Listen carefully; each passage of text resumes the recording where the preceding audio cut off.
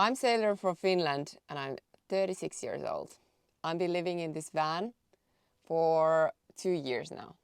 And I did my first solo trip from Finland to Greece, and I just arrived back to Finland today. This car is Iveco Daily and it has been working perfectly in warm conditions. It doesn't like winter, neither do I, but now we are back in Finland. I would like to share a couple of tips and things what to consider when you're traveling as a woman solo with your van. So how does it feel to travel alone as a woman? Awesome. I loved every second of it. People are always they always ask the same question. Aren't you afraid? And I always answer that one with another question.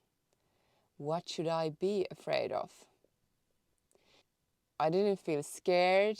As a woman, I think there's a lot of this kind of assumptions that you should be scared of. Of course, you need to take care of yourself. But it's not like I don't know any guys who has been asked the same question when they're traveling alone by their own car. So I think it has a lot of tension when you are traveling alone as a woman, and I don't see why you should be scared of. You can do whatever you want or the same things as everyone else. Also, the people I met during this trip, it has been like awesome. I still remember those German couple who I saw first in Croatia, and then suddenly, accidentally, I saw them also in Montenegro when I was hiking, like coming back from hiking, and I saw them and I was talking with them. I still remember that one, and I also remember that in Slovakia I got a little bit troubles with Mintu, the car, and I needed to have a different tires, and there was two local men who like helped me to sort those kind of things out. You also start to value your own experiences in a way that's, I don't know, I feel so alive now after this trip, and I'm super proud that I did it, even if I was a little bit worried about this car because it's not maybe the most fancy one, but you don't need to have the fancy one. Then I will explain how I manage my heating, water, and electricity. First thing is the heating. When you are in the south, you don't need so much heating, but I have this cubic mini wood stove, which I have used during the nights to keep the car dry during the nights. And during the days, I don't need it. In Finland, during the winter, you need it all the time. And it works perfectly. It keeps the heat. For example, now in 27 Celsius degrees. So it's quite nice. And for the record, outside is like maybe -10 or something. For the drinking water, I have a solution of canister of water, and in the south it's very easy to refill drinking water. So I have this 20-liter canister over here. So I just take it off, fill it, and bring it back. And then from that one, I refill this one. So I either buy the water, I did it maybe a couple of times. Otherwise, I could fill the water from the springs. But how did I manage to stay off-grid all this time? I have this one over here. It's battery Pekran E2000. With that one, I charge my phones. I use my beloved smoothie maker. Basically, I can charge everything with that one. So this one I charge with Pekran solar panels, which are 200 watts.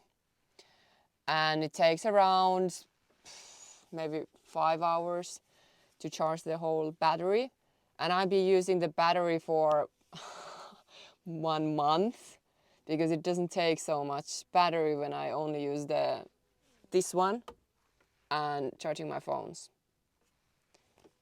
So it lasts very long time and it has been working very well. I have been using All Powers before, similar kind of battery but from different manufacturer, and it didn't work so well, or it has a lot of problems. With this one I haven't had any kind of problems. So I use these foldable solar panels because for me it's a little bit more convenient. I don't have any solar panels on the roof because in Finland it doesn't make so much sense because there is snow and it doesn't have so much sun.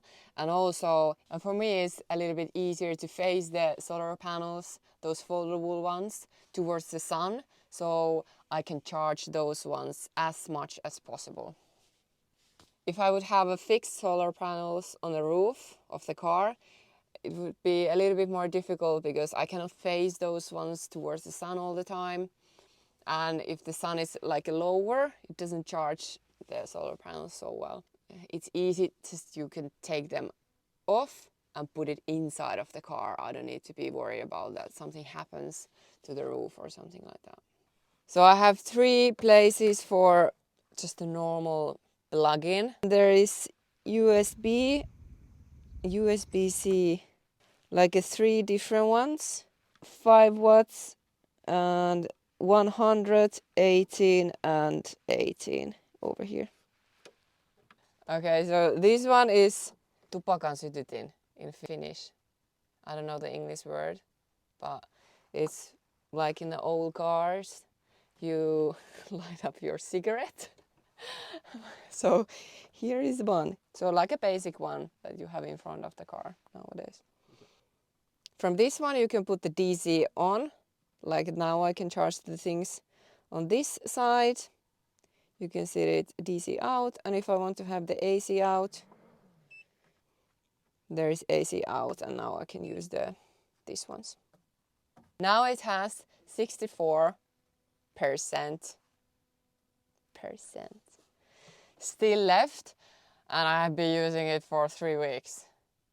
So it doesn't take almost at all. When I use the smoothie machine, it takes like 900 to 1000 watts each time, 30 seconds, and that's it. So it doesn't take the electricity almost at all. If your phone supports wireless charging, you can also put it on top of this one. Here on the side you can have the battery expansion, which is quite fancy. Pekron has these like extra batteries, so if we just plug it in over here, then we can have like a extra capacity to this one. A lot of power. So traveling in the south with the van is a lot easier, at least for me, because then I don't need to consider about the things that where to fill the water because the water is always frozen, or where to keep my food because the food is always frozen. It's frozen.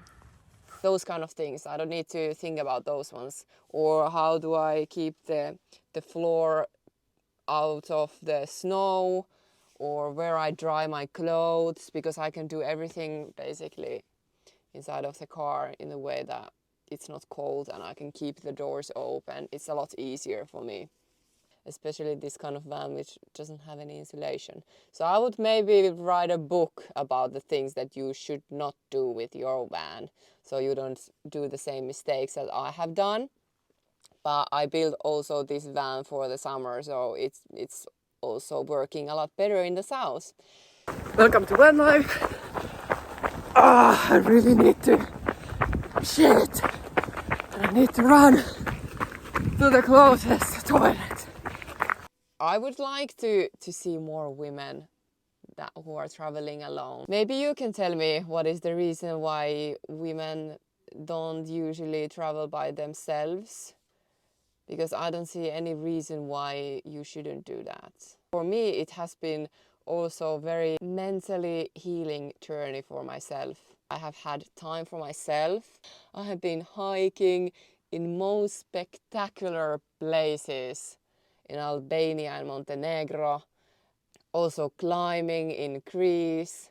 Those kind of things that I love to do. I would love to encourage women to start their own journey if they would really like to do it. Not consider all the things that might go wrong, because you can basically sort things out after all. So my van has cost me around, like all together with the stove and electricity and everything that I have been building over here, including the car, 6,000 or 7,000 euros. It's very low budget, but it works. So if you have any kind of question about this car or about traveling as a woman solo, please let me know. I will gladly answer those ones or give any kind of comment. And I will put the other van life video somewhere here in the picture. And remember to subscribe, because me and Peyman, we are starting a very interesting challenge called 5-athlon. And that is going to take a lot of guts from both of us. Et tunnu missään! And follow our adventures. They're never ending. Mitä tehdään nyt? Mitä? Nyt vaan ajetaan kulkupeliä. No niin, mene vaan.